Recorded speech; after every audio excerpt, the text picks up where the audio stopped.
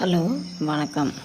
இன்றைக்கி பார்த்திங்கன்னா October 2024 1 October 2 அக்டோபருக்கும் ஆப்பு work ஆகவே இல்லை. ஆப் ஒர்க் ஆகலாட்டாலும் எனக்கு சார் சொன்ன வார்த்தை நம்பிக்கை குறையவே இல்லை.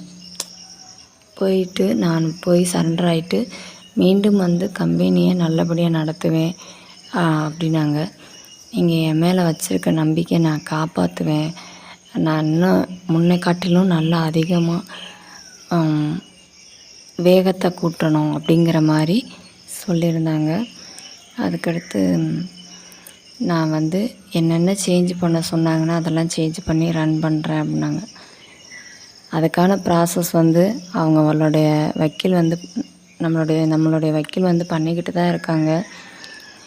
இன்னும் அதிகமான ப்ரெஷர் எதிர் சைட்லேருந்து வந்துக்கிட்டு தான் இருக்கும் போலக்க. ஏன்னா நான் நம்ம சாதாரண உறுப்பினர் கீழே இருக்கிற நான் ஜாயின் பண்ணி சில மாதங்கள் தான் ஆகுது. பேமெண்ட்லாம் நாங்கள் எடுத்து முடிக்கலைன்னு வச்சுக்கோங்களேன். அந்த மாதிரி இப்படி பஞ்ச காலங்கன்னு வச்சுக்கோங்கண்ணே, அந்த மாதிரி கஷ்ட காலத்தில் தான் இருக்கிறோம். இருந்தாலும் எனக்கு கம்பெனி மேலே, நிறுவனத்தின் மேலே, எம்டி சார் மேலே உள்ள நம்பிக்கை சிறிதளவு கூட குறையலை. கம்பெனி ஆப் ஒர்க் ஆகலாட்டும், அது ஸ்டோர் ஓப்பன் ஆகலை, நிறுவனம்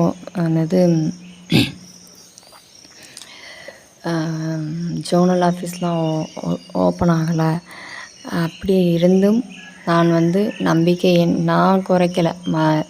6 லட்சம் பேர் இருக்காங்க அப்படின்னா அத்தனை பேர் நம்பிக்கை இழந்தாலும் நான் எல்லாருமே நம்பிக்கையாக இருப்பாங்க. நிறைய பேர், நான் யாரையும் குறை சொல்ல, எல்லாருமே நம்பிக்கையாக இருக்கீங்க, டெய்லி ப்ரேயர் பண்ணுறீங்க, எல்லாம் பண்ணுறீங்க.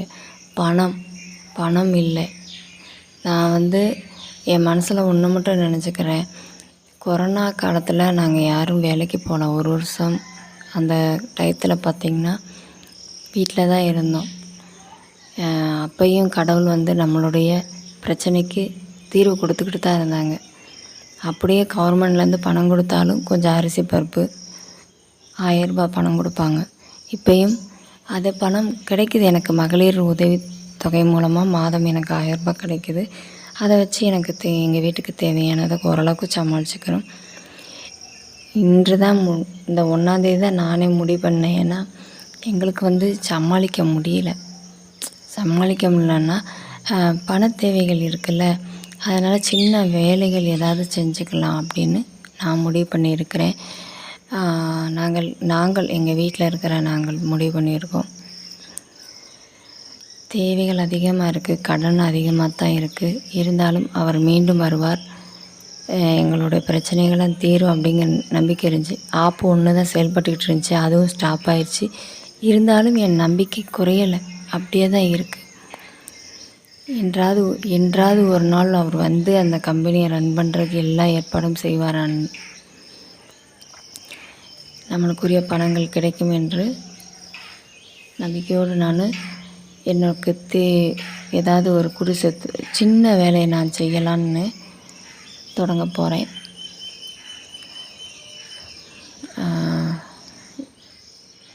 டெய்லி நான் அவருக்காக நான் ப்ரேயர் பண்ணுறேன், நிறுவனத்துக்காக ப்ரேயர் பண்ண போகிறேன். இது நாள் வரை ப்ரேயர் பண்ணதை காட்டிலும் இனிமேல் அதிகமாக ப்ரேயர் பண்ணுறேன். நிறையா பேர் இப்போ இதை கேட்டுட்டு கமெண்டில் என்னை திட்டுவீங்க, நல்லா வைவீங்க. இருந்தாலும் பரவாயில்ல, நான் என்னுடைய செயலை நான் செய்கிறேன். சரிங்களா? சரி, நன்றி, வணக்கம்.